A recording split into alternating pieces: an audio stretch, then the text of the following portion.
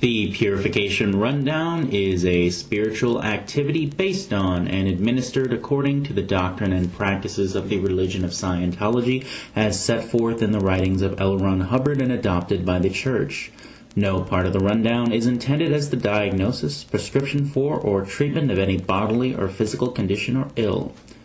This is a quote from the Board of Directors of the Churches of Scientology, HCO Bulletin of 21st May 1980, Purification Rundown Case Data.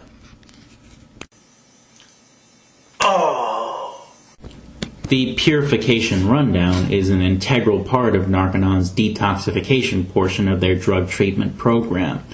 My question is very simple.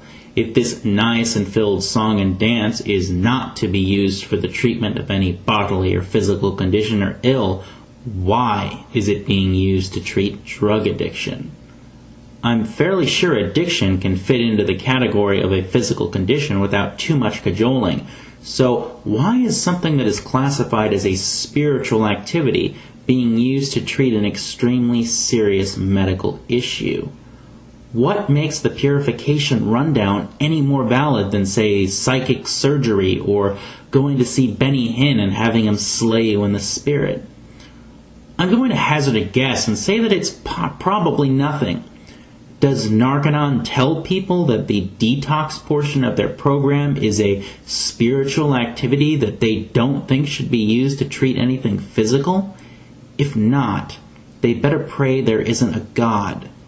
Whether there is or isn't, there are people on this planet that will expose this medical quackery and let people know the facts that could save their lives and save them lots of money.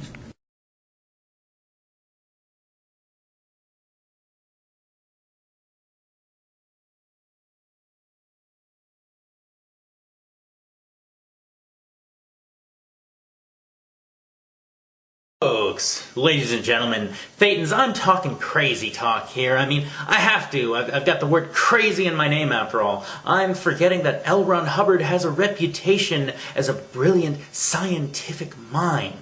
The man became a medical doctor while auditing odd growths on his fat ass with an e-meter and cleared them of all their body thetans, right? That isn't easy, okay? It's like tying a bow tie. It's like facing a midget with a machine gun in a mixed martial arts match to the death, okay? It's not easy, okay? It's not easy. So if you're saying it's easy, shut it. Just shut it. The man was... oh boy, the man was a national treasure. It's a shame that he never served as the Surgeon General of the United States, because Lord knows, God knows, the God that was just an alien implant knows that this country could have benefited immensely from his leadership. The man's intellectual gravitas could move a planet. Could move a planet. People, he wouldn't make any outlandish medical claims about the Purification Rundown, would he? No. Nay, nay, nay, ixnay, not L. Ron Hubbard. What next? You're gonna tell me that Clay Aiken is gay, aren't you? I call shenanigans. Shenanigans is being called. Tomfoolery, I say. Tomfoolery. Not only can the Purification Rundown get rid of drugs that are stored in the body's fat tissue, and never mind that not all drugs are fat soluble, we'll ignore that. Facts are suppressive. Write that down with a pencil or a pen. Facts, the unreleased OT levels, we actually found out that facts are actually from Xenu. Zemu could be spelled XEMU. Space from Zemu's space hemorrhoids. So, beside the point, fact of the matter is that Purification Rundown is capable of removing radiation from the body and making humans immune to radioactivity. if you put the Incredible Hulk through the rundown, pump him full of niacin and the whole shebang, well, he isn't the Incredible Hulk anymore, and you can take him home to mommy. I also discovered that drugs stored in the body can be re-stimulated, causing flashbacks and the appearance of past mental image pictures. That's why drugs are so dangerous. We'll again ignore the suppressive fact. Remember that facts are suppressive. Write that down in a list of facts that are necessary for survival. Never mind that fact that all scientists who didn't get their degrees at diploma mills say I'm wrong. They are suppressive, part of a tax collector psychiatric plot to keep you unwell. KSW for the win.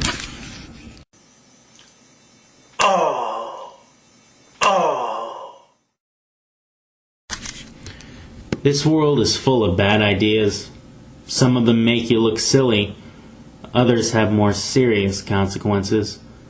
One terrible idea is to go to a science fiction writer for medical advice. No one should ever do that. If we're going to do that, why not go to Fozzie the Bear for advice on solving the current financial crisis? Why not go to a plumber for brain surgery? Why trust a program devised by a science fiction writer with a chronic history of exaggeration and outright lies when it came to his own background, and whose pseudoscientific ideas have been thoroughly discredited? Do I want addicts off drugs? Yes, absolutely. However, I can't ask them to bet their lives on the ideas of a quack. Recently, one of Narconon's defenders on YouTube left me a passage from Ezekiel 25:17, which was quoted by Samuel L. Jackson in Pulp Fiction. I guess they were trying to smite me. One part of it says, "Blessed is he who, in the name of charity and goodwill, shepherds the weak through the valley of the darkness, for he is truly his brother's keeper and the finder of lost children." Well, that's what I'm trying to do. I'm trying to shepherd the weak through the valley of the darkness using common sense and rationality, and a healthy dose of compassion. Someone has to look out for drug addicts and their families.